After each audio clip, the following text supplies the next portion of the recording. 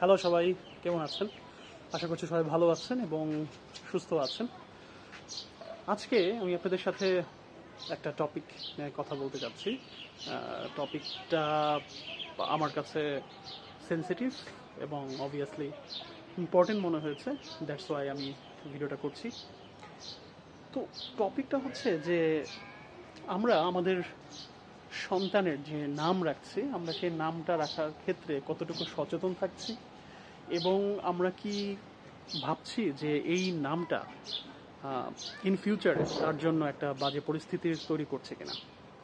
আমি যদি এক্সাম্পল দিয়ে বলি, আপনারা তাহলে যারা আমার ভিডিওটা এখন দেখছেন তারা রিলেট করতে পারবেন যে আমরা যখন স্কুলে পড়েছি বা বিভিন্ন সময় আমাদের সাথে বিভিন্ন মানুষের পরিচয় হয়েছে, আমরা দেখেছি যে অনেকের নাম, যেরকম আমি যদি কয়েকটা জাস্ট এক্সাম্পল হিসাবে আমি নাম বলছি, কারো নাম শুনেছি লেবু, কারো নাম বিভিন্ন ফলের নাম যেরকম আপেল বা কমলা বা এরকম আরও অনেক নাম আমরা শুনেছি।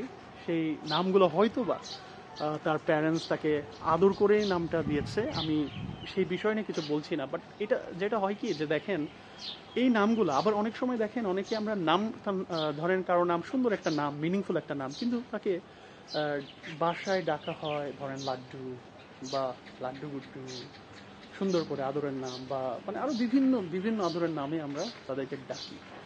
বাট কখনো কি ভেবেছেন যে এই নামটা আমরা যেরকম ভাবে ডাকছি, সেটা অন্য কেউ যখন এই নামটা শুনছে বা তাকে যখন সে যখন একটু বড় হবে, তাকে যখন এই নামগুলো ধরে ডাকা হবে, সেটা তার কেমন লাগবে?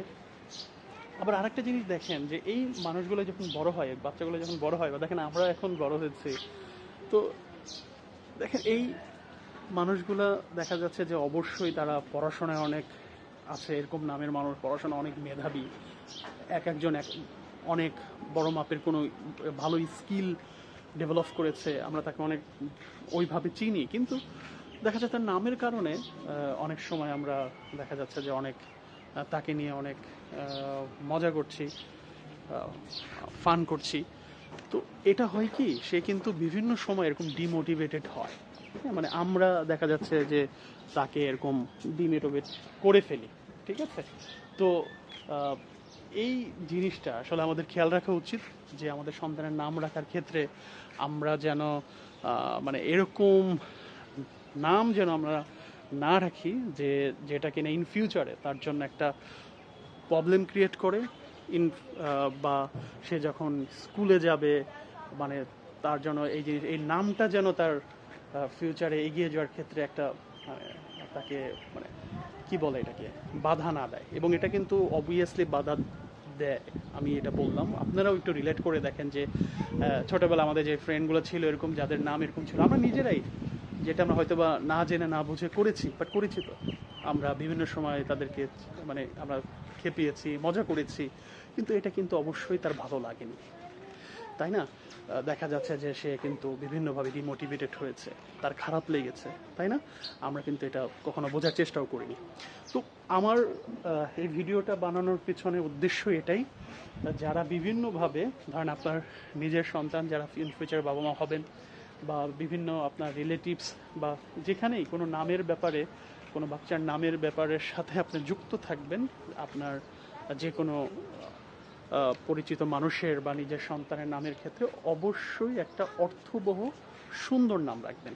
এবং এরকম নাম রাখবেন, নাম রাখার ক্ষেত্রে মনে রাখবেন আর কি, যে এই নামটা যখন সে বড় হয়ে কাউকে বলবে, সে যেন প্রাউড ফিল করে বা ভালো লাগে তার, যে তার নামের অর্থটা এত সুন্দর, তার বাবা মা বা তার কাছের মানুষরা ভেবে চিন্তে নামটা রেখেছে। হ্যাঁ, তো নামটা খুবই ইম্পর্টেন্ট আমার কাছে মনে হয়। তো কথা শেষ করব এটা বলেই যে আমরা আমাদের সন্তানের বা পরিচিত মানুষদের নাম এরকম নাম রাখবো যে নামটা তাকে এগিয়ে যাওয়ার ক্ষেত্রে একটা ভালো ভূমিকা পালন করবে। এই নামটা তাকে যেন ডিমোটিভেটেড না করে, তাকে যেন পিছিয়ে থাকার একটা রিজন যেন এই নাম না হয়। তো ভিডিওটা এই পর্যন্তই। যদি ভিডিওটা ভালো লেগে থাকে, kindly give the thumbs up, আর এটা আপনার পরিচিত মানুষের সাথে শেয়ার করতে পারেন। ঠিক আছে, আজকে এই পর্যন্তই, ভালো থাকবেন।